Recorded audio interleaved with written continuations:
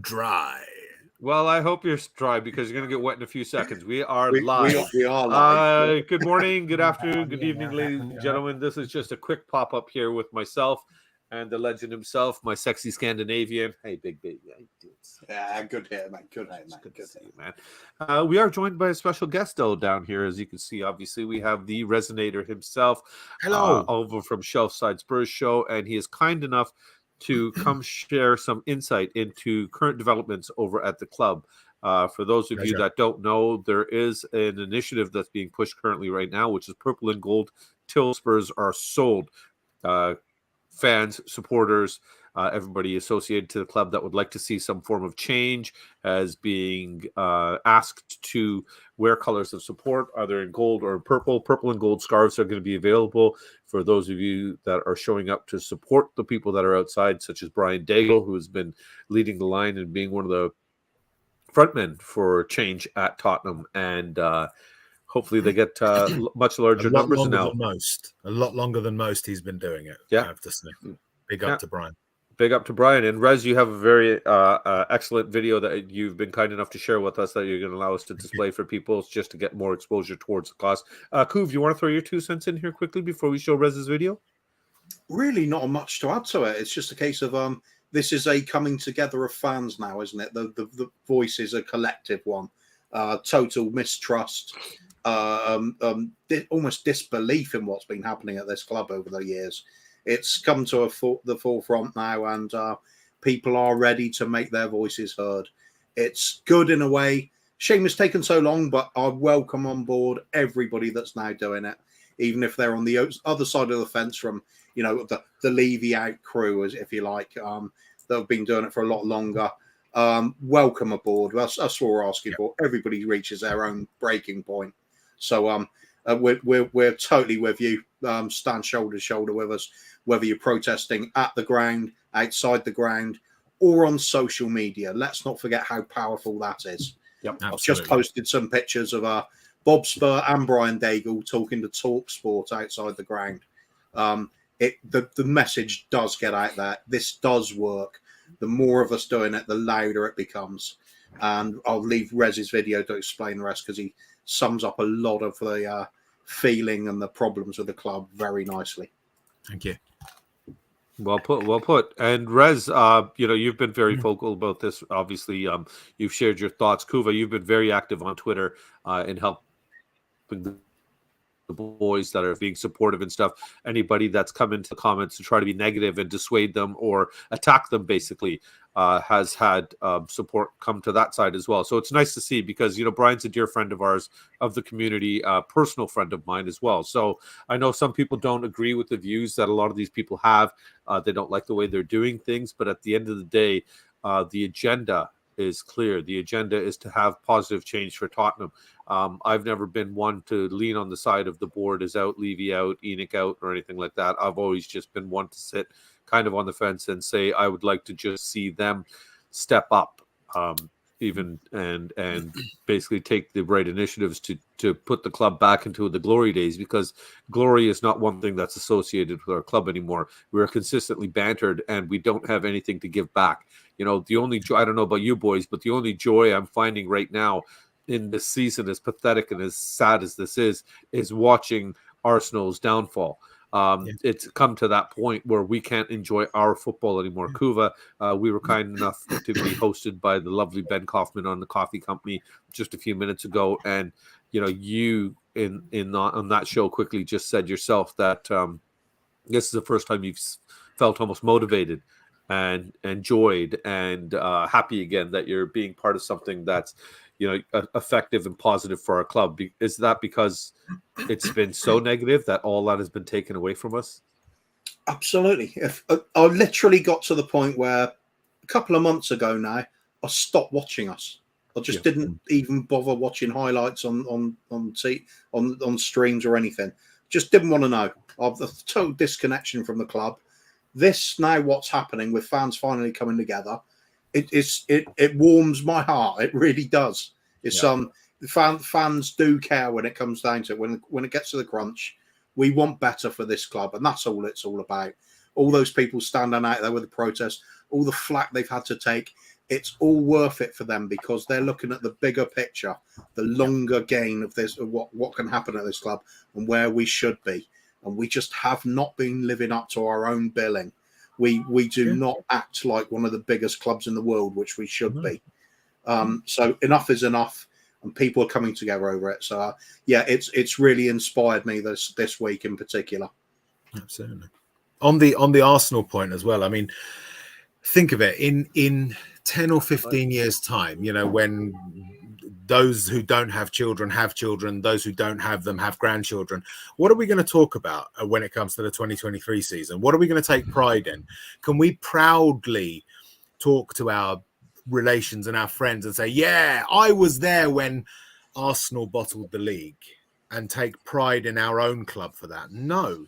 Yep. Yeah, there's certainly joy in seeing that happen because they're our rivals, but there's no pride in it. It's the opposite of Schadenfreude. It's taking joy in someone else's sorrow because they happen to be rivals. But if Arsenal weren't our rivals, we wouldn't even have that. Nope. You know, we will. That's a sad reality, isn't it? We'll soon be reaching the first generation of Spurs fans that haven't seen us win a trophy. Yeah. I live with them. Yeah. Little K. Then reach that. Yeah. Well, Jay's nearly there, isn't he? But, well, Jay was born. Don't forget, Jay was born 2006, so he was a year and a half old when we won our last trophy. Oh yeah, he's there. Yeah. So obviously he will be an adulthood. We're screaming and yelling at the television at that point. We're in the third longest trophy drought in the club's history now. Yeah. You know, and this is one of those droughts had a world war in it. So let's hope for another one of those, perhaps. Yeah. Is that what it takes? Yeah, it's gotten to the point, guys, where, you know, I've got, as everybody knows, I've got a 12-year-old and a 16-year-old here that are big Spurs fans, and they've gotten to the point where they don't want to watch. Jay literally refused to get out of bed to watch the Newcastle game, which was on at 10 a.m. our time. Yeah. I just couldn't be bothered. I went upstairs to wake him up and stuff. Like, hey, the game's kicking off, buddy. You know, little K is still down there. Delusional hope, I'll call it, as I have still. You know, it's one of the few games I got to watch, so I wanted to watch it, and got down there and all kitted up, and we got our scarves out, and 8 minutes later, the scarves are off, and you know, the anger is set in, and about the half-hour mark, Jay said he woke up, looked at score, rolled his ass back over, and decided to stay in bed. And I've got to say, sometimes that kid can make a good decision. It's the second fastest any team, any Premier League side has gone 5-0 down. The second fastest. The fastest was Watford against Manchester City. So, and that was only 3 minutes faster. Yeah. So, and Watford, I think they were relegated that season. So we're talking about, and I think Man City were champions. So essentially the the eventual champions beat one of the eventual relegated sides that game, scored 5 goals against them in only 3 minutes faster than Newcastle slotted 5 past us. That is just sickening. That's the same spirit. That's the spirit. Yes, no. It's a good attitude to have, because things could be worse, couldn't they? Yeah. Well, you know what? That's the same as compared. So you're saying that a bottom of the table team that got relegated lost to the champions with almost the same scoreline quickly that we got when we were in a top 4 battle. So it's the same thing. I think Man City won that game 6-0, I think, but they scored their 5 goals in 18 minutes. And that's the only time that a 5-0 margin has been earned faster than the 5-0 that Newcastle earned against us in the 21 minutes it took them. It's a sad state, isn't it? And the fact that it's almost like it's the opposite of the icing on the cake. I'm just trying to find the proper wording for that. You know what I mean? Where we're instead of getting something, we're just having more and more taken from us. Yeah, it's the vomit on the turd pile. There you go. There you go. Thank you, all of you that have joined us. I know I haven't shouted any of you out individually here. This was shockingly more of a serious show where we're actually going to talk about football. There is a method to the madness here, because we all had the absolute pleasure of seeing one of our dear friends put out a very, very well-spoken, well-articulated video this morning. And he was kind enough to not only join us on the show right now, Rez, but to share that video as well, because we want to get this message out there. It's not for everybody that's strictly, staunchly Levy out, Enoch out, and they're hard protest, everything like that.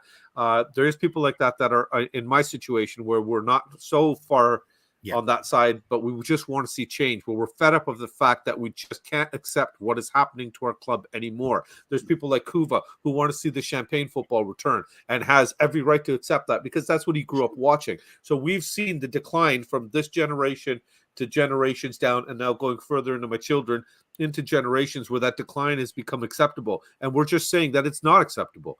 That decline and the levels of decline that have happened to our football club are not only not acceptable, but they're shambolic and disappointing and very, very upsetting to a lot of people. You know, football, it maddens to me when someone says to me, you know, like Newcastle screwed up my Sunday. I'm trying to be right here. No, screw it. They fucked my Sunday completely.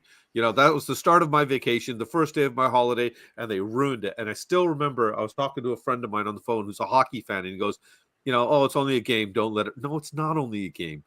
Like, the people that say that don't understand this is actually a part of life. This is a part of what we are. This does bring people joy and, unfortunately, misery right now. So, you know, thank you.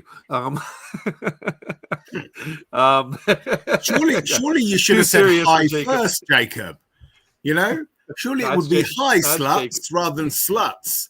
Hi. Yeah, he's cooking at the same time. Don't forget. So maybe he's got greasy fingers there and everything, right? But lot of new faces in the chat. Really appreciate all of you joining us. Please remember to hit the like button as well. Just show some support for the cause of what it is, because there's people putting in their time, their effort, their energy, and instead of getting a pat on the back or even a thank you for doing this, because I'm not doing it.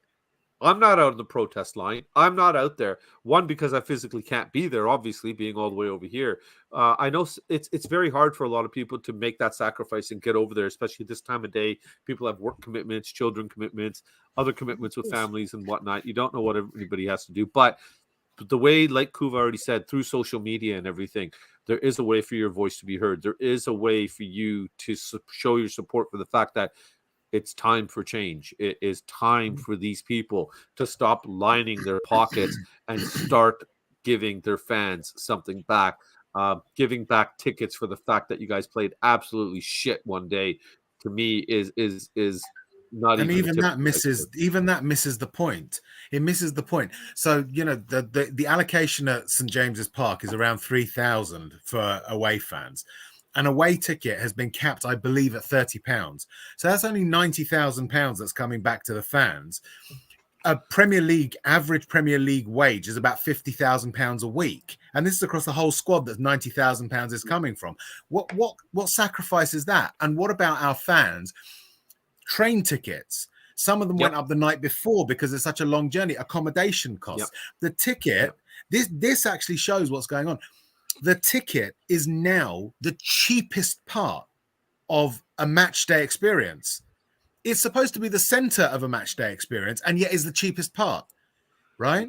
I'm not saying that ticket prices should be more expensive, quite the reverse, but I'm saying that when that part of it is cheap and everything else is expensive and you're paying back the cheapest part, don't you see the tone deafness of what you're doing? Yeah, but it's enough of a distraction for people to buy that, Rez. You know what I mean? That's the sad reality of it. You could have turned around at the end of that game, as people came out, just thrown out free T-shirts that cost the club £2 each, not even. And it would have satisfied the masses. That's the sad reality of it. And what's happening now, this purple and gold till Spurs are sold movement now is an eye-opener for people. And it's kind of, and again, it's not a forceful protest to say you have to join this. If you're a true Spurs fan, you have to be here. You have to be doing this. This is a way for everybody to lend their voice to the cause. Again, like Kuva already said, through social media, through platforms like this where we discuss it on YouTube and stuff like that. It's just a matter of telling these boys and girls that are out there on the front lines, thank you. Thank you for representing us as Spurs fans and being our voice out there, because that's how I feel currently right now. You know, at the beginning of all this, when I came into this, I was never on either side of the fence, really. I didn't even understand really what was truly happening. It's in watching you guys and having the information provided from you guys, having, you know, the likes of yourself, Rez, from the more business perspective and stuff, Kuva from the sensible perspective, breaking it down to people to understand why he's pissed off, why he's seeing what he went from to what he has to see now, and it's unacceptable in his eyes. That's why I appreciate what Kuva has to say. You look at it from the point and you tell us exactly what's happening with the club and where they're failing us. Again, eyes are being opened for a lot of people, so we just hope that the people that are opening people's eyes to this, again, just show them some support, show them some appreciation to you know, forward the motion that I challenge everybody to find me one Spurs fan that can say, I am happy with what's happening right now. Yeah. You know, because I don't know anybody, and I don't know that many Spurs fans being over here. Coos, anybody on your side that you think you could say? Oh, there's always the odd one or two that will back Levy to no matter what. I don't understand why, but they do. I think it's just to be, you know, edgy and unpopular on purpose. You know, look at me, I'm going against the grain. Can't believe any serious fans happy with what's happening. They can't be. They can't be. Well, just answer this question here from Carl Rez. He's got one for you. And then we'll get into what we brought you in here for. On a scale of 1 to 100, how much do I love Donna Cullen? I love Donna Cullen minus 408 billion on that scale, because we might excoriate Daniel Levy for being a poor chairman, but I think that stems from his own inadequacies as a person, which are inherent to who he is. Donna Cullen knows what is the right thing to do, and yet acts to allow Daniel Levy to continue acting in the way that he does. And that's the point. The person who is, it's like expecting Eric Dyer to suddenly become better. That's never going to happen. You don't hate Eric Dyer. You just hate the fact that he's at the club, right? I don't hate Eric Dyer as a person. I just hate the fact that he plays for us. Outside of that, I wish him all the luck in the world because he's a normal enough person. With Daniel Levy, he can't help being crap. Donna Cullen allows him to get away with being crap, enables him being able to get away with being crap. And sorry, Rez, before you carry on there, I'm sorry to cut you off. Everybody knows who Daniel Levy is. You want to just quickly let them know who Donna Cullen really is? Oh, yeah. Okay. A lot of people might not even know who she is. Yeah, the executive board, I've forgotten what her specific title is now, but she was brought in. Her name is Donna Marie Cullen. And she was brought in years ago as essentially communications director or marketing director, something like that. And she's basically been, I call her privately Auntie Donna, right? Or Auntie Don Don, because she basically is Daniel Levy's hand holder, right?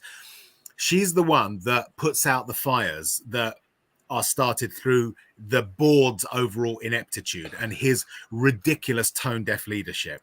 So she accompanies him to trust meetings, for instance, when they go to meet the supporters trust. She's the one that is said to orchestrate the sort of marketing output from the club. That she sort of guides the public face of the club. So what we've seen in the last few days with the announcement of the fan advisory board, suddenly, you know, an update on the fan advisory board, that's classic Donna Marie Cullen messaging. Basically, something going wrong, so throw something out to distract or to deflect criticism.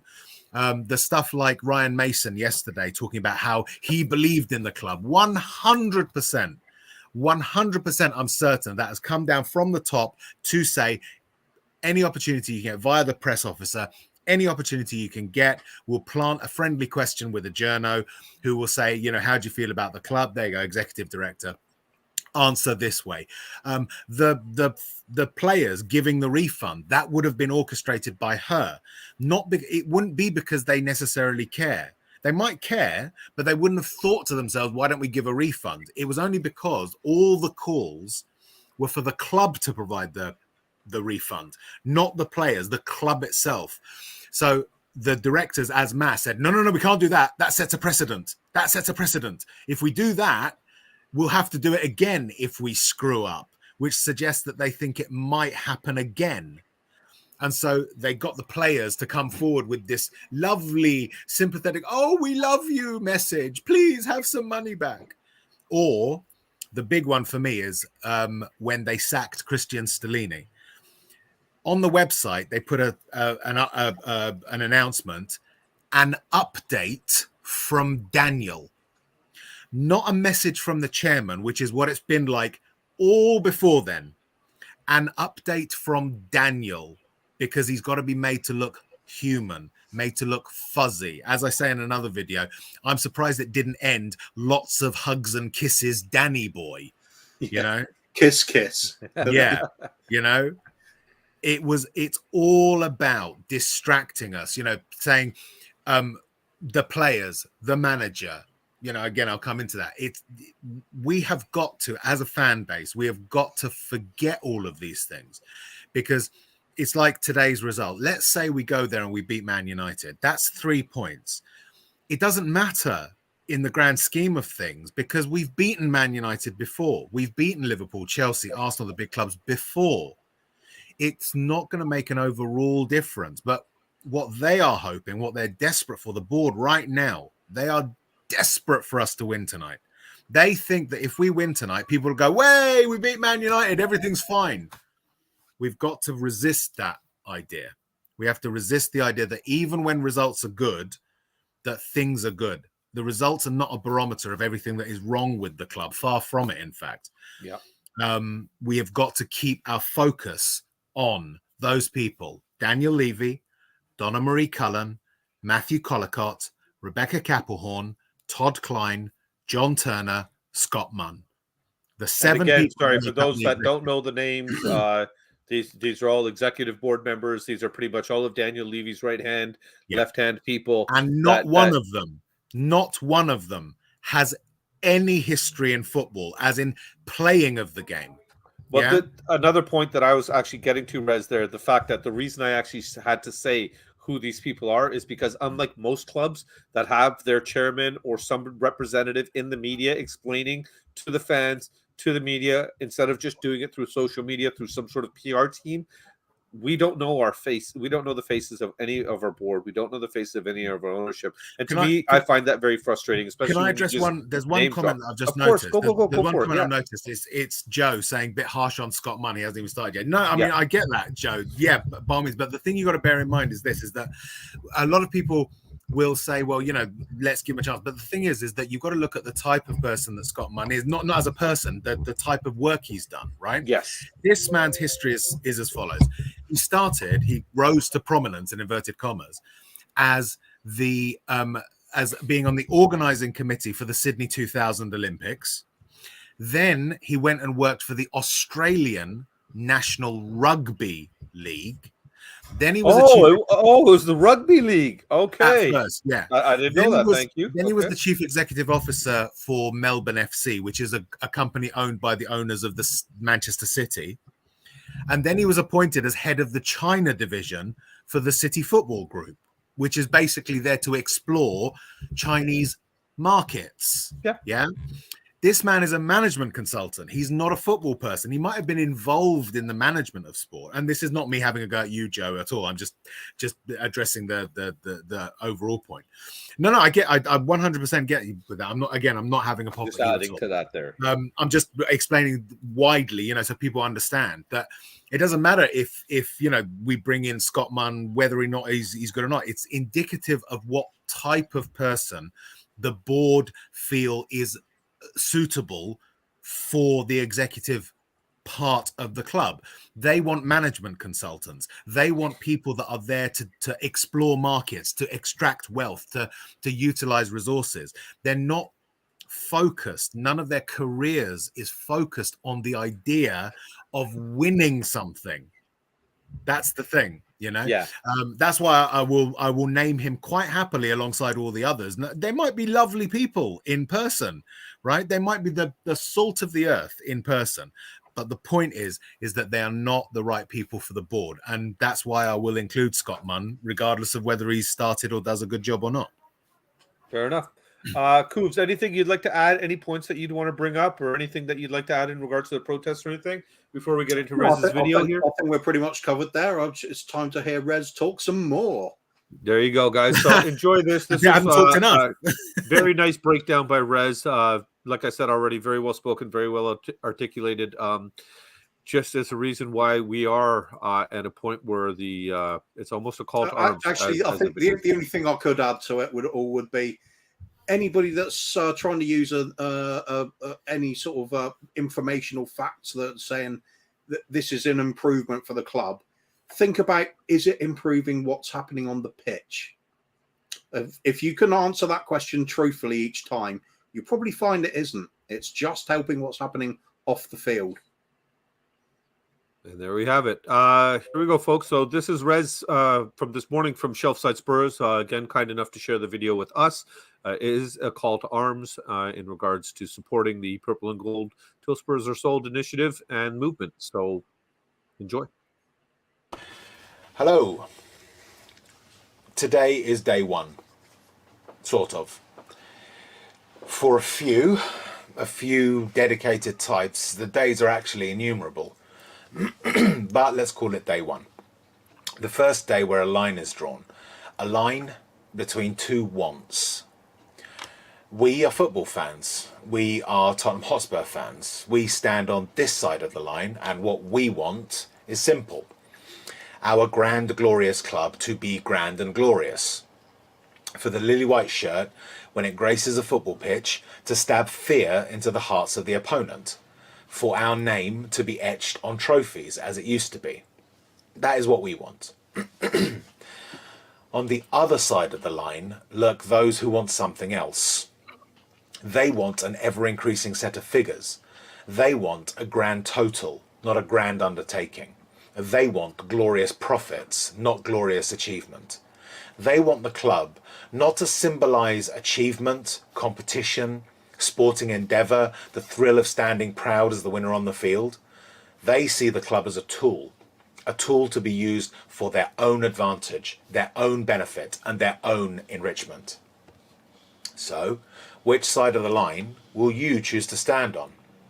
Will you stand for glory and the echo of glory, as Bill Nicholson might have said? Will you stand for glory, glory Tottenham Hotspur to actually mean something again, rather than the parody that it's become? Or will you stand shoulder to shoulder with land speculation, a cinema complex, and the European Super League? They believe that winning is not the only measure of success. Is that what you believe? So which standard will you pledge yourself to? There is a standard that willingly, happily, with gusto agrees to join, as I said, the European Super League. There's the standard that chooses to furlough staff during lockdown. A club that could sell for billions. How many wage packets could Daniel Levy's annual £6.5 million salary have covered? There's the standard that sacks a manager less than a week before a cup final, or days before a cup semi-final against their greatest rival. There's a standard that believes that you who fund the club, you pour your wages and your time and your energy and your emotions into the club, they believe that you are not entitled to answers. And yet they pay themselves egregiously inflated salaries in return for inadequate performance and a contemptuous attitude to those that fund them. Those salaries that provide a well-appointed lifestyle for Daniel Levy, Donna Marie Cullen, Matthew Collicott, Rebecca Kappelhorn, Todd Klein, Jod Turner and Scott Munn come from your pockets, your pay packets, your household budgets, not theirs. Their standard is the one that discourages any serious manager from joining our club unless they're cajoled or bribed with astronomical wages. We are all fans. We want Spurs to be record breakers, don't we? Records like holding the record for most FA Cups won, or being the first British club to lift a European trophy. Those are records to be proud of. Here are some other records we now hold. The record for the longest period without a permanent manager in place. The record for going the longest period without signing a player, something that's not been repeated anywhere else in football.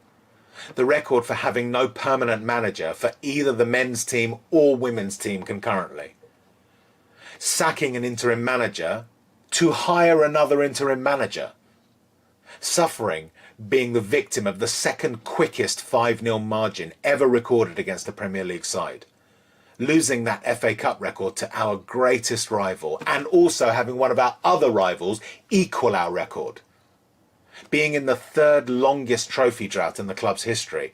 Only the time after the establishment of the club and a period encompassing the Second World War were longer. Are these records to be proud of?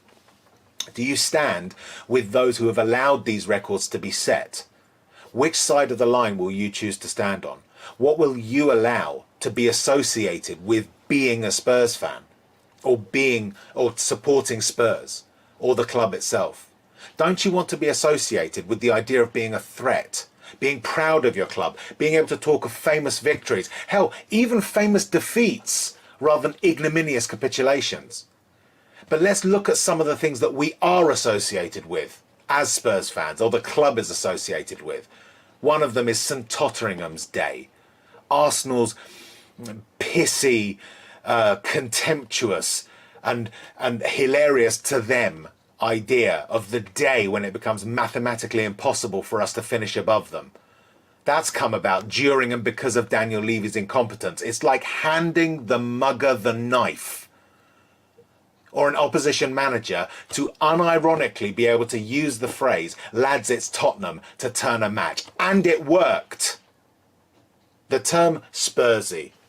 What more do you need? Our club has become associated, the name of our club has become associated, has become indelibly linked to a term that is linked to being the idea of capitulation, of being weak-willed, of being losers. That has come about under and because of Daniel Levy's stewardship. Stewardship. Do you know how that's defined? It's defined, to quote Merriam-Webster's dictionary, as the careful and responsible management of something entrusted to one's care. Well, Daniel Levy has been careful, all right. Careful in just how well he draws maximum advantage out of the club for himself and his management consultants and Uncle Joe. He's not careful with the things that matter to our desires, our wants, our club, like winning things. Who cares what the insects want? Right, Donna? Think on that. Think about how you want the club to be stewarded, and then choose your side of the line. No one with an ounce of Spurs in their blood can stand on their side of the line. If you think that balance sheets and finance are the key elements of supporting something, then support HSBC. But if you want to revel in the joy of winning, if you want to thrust your chest out with pride at being a Spurs fan instead of being sheepish about it, if you think that our club's players should touch the cockerel on their chest and want to die for it, figuratively of course, then the side of the line you need to stand on is clear. So, stand with us on this side of the line. Raise your voices against those on that side of the line, who want to constantly have us talking about the manager, the players, the officials, the trust, the style, the weather, the price of fish, anything but them. Those are all symptoms or even irrelevances. Don't be seduced. Raise your voices at them. Shout your grievances at them. Don't dwell on the symptoms. Focus on the disease. They are the disease. Demand that your club deliver what any club should seek to deliver, first, foremost and only, the desire to win, subject to no other consideration. Today is day one. Day one where we all come together in common cause to reclaim our club. The club built by the likes of Arthur Rowe, Bill Nicholson, Danny Blanchflower, Keith Birkinshaw, Ricky Villa, and any number of other Tottenham heroes that the nodding dogs want to bury in the pages of history. What do they know of glory? What do they know of the history of this club? Nothing. And what's worse, they don't care either. They don't care to know. They don't want to know. Those are the prattlings of insects. Day one. As I said earlier, for some, like my good friend Brian Daigle, it's not day one, but many thousands of days in. He and others like him were a few very lonely voices for a long time. steadfastly shouting their truth, often ridiculed, sometimes even abused, but now proven right. They stood by their truth, even in the face of dissenting voices. Now, those dissenting voices have ceased their dissent. Those voices are welcome. All are welcome. All who choose to stand on this side of the line, who choose to say, this is what I want for my football club, to win, to be glorious, to be Tottenham Hotspur again. If you too stand on this side of the line, then raise your voice with the others. You may think it's small at first, but remember, from tiny acorns, mighty oaks grow. A single voice only needs one more to become a chorus, a few more to become a tumult, a few more still to become a roar. Keep the faith and stand on the right side of the line. Glory awaits.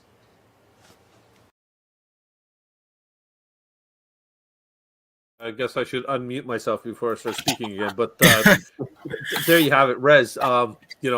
Watched it now. That's the second time I had the opportunity and the pleasure, I should say, of watching it. Very well spoken. Again, it's like you've said yourself. It's a call to arms. I'm going to shut up now and let Kuva give his feedback here. No need. Said it all. We've covered it literally. It's there. If it doesn't resonate with you, that video. Well played. Yeah. That is it. What do you expect to have from your football club? Rez summed it up there. If you're not getting that, then there's something wrong. If you're not getting the feel of passion, pride, desire to win, this is what you expect from a club, no matter what level you're playing at. That's what sport is all about. It's competitive sport, especially. We're playing at a so-called elite level, or at least we're pretending to. The teams around us are playing at the elite level. We're just playing at it. It's a very poor showing. The likes of Aston Villa are currently ahead of us. Yeah, Brighton could be soon. Yeah, Liverpool have caught up, and they've had a disastrous season by their own standards. They're now above us. That's the key, isn't it? Standards as well. That's the key. Liverpool playing badly this season is surprising because they set a high standard for themselves. Whereas for us to struggle is no longer a surprise. It's part of our standard to always be somewhere. We literally set the bar low enough to get over and then claim it's a success. Yeah. That's what losers do. Absolutely. Gentlemen, I have to go. Yeah, and that is for us. I know you're going to be heading over to the protest. So while you're there, please do let the boys know we appreciate what they're doing for the club. Good to see Kim. We appreciate what they're doing for us. Appreciate all of you being a voice for us fans that can't be there, for obvious reasons for a lot of us. So I really hope that this pushes the initiative and there is change or some sort of reaction to this. As long as your spirit comes with us, if you share our objectives and you back us in any way that you can, that's what counts. That's what we need. Every one of our fans to live purple and gold till Tottenham are sold. It's got to be that. It's got to be a case of ask yourself, what do you want for your club? Do you want your club to be a financial institution or a sporting institution? And ask which direction, which side of that line you stand on. And whatever minor disagreements we might have about certain things, ultimately, I think most people who actually support Spurs want us to be a sporting institution. We've all got to come together under this banner and listen. Much love to all. We know the Spurs family extends far and wide, and we know it's not practical for everyone to get there and protest as much as we'd love to see you. But you can all do your bits. You're all doing brilliantly. You're letting your disgruntlement show, and just across the social media channels, make some bloody noise, and let's get Enoch knowing about us. Absolutely right. Absolutely. This club existed over 100 years before Enoch. Yeah, amen. After they're gone again. Absolutely right. They need to appreciate this. The club is the fans. Yeah, they are literally just making some money off our backs. Yeah, absolutely. Rez, we'll cut it short there. We know you've got to get going. You're going to actually physically get yourselves down to the protest. So again, myself and Kuva, I know we appreciate you doing that for us. As Kuva is unable to be there, obviously I'm unable to be there as well. So again, to people that sit there and look at the numbers that are there, like Rez said so perfectly, we will grow. We will grow. Oak tree grows from one acorn, so one voice does make a difference. Don't be dissuaded by seeing a low number there. Add your voice to those numbers then, in whatever format you can, which is what we've done here today by having the privilege and the pleasure of showing Rez's video. Thank you for that. Thank you for having me on. No, really appreciate it, Rez. A bit strange here, Coob's doing a serious show for once. I don't know about you, but I got weird butterflies in my stomach here. We didn't do any kind of fuckery or anything. No joking, no inappropriateness. The fuckery will be back. It'll be back. It'll be back. In fact, you know what? We'll end with a little bit of stupidity because it's just the way we roll. Thank you all for joining us. Please do lend your support. Purple and gold until Spurs are sold. Spurs are sold. Get behind these boys. If you don't feel that you can support the movement, don't bring them down for supporting it. Don't belittle them. Don't degrade them. Don't make inappropriate comments that are not necessary just because you don't agree with what they do. They're doing something that they feel is right, and they're not doing it maliciously. They're not hurting anybody. So there's no need for you to try to hurt them and go after them. So if you can't support... Every single one of them has been a peaceful protest. Yes, exactly. There's no violence or anything. There's no escalation to violence. There's no force. And we all have that right. We all have the right to peaceful protest. Yeah, exactly. So let's keep it peaceful and come on, you Spurs. Come on, you Spurs. Come on, United.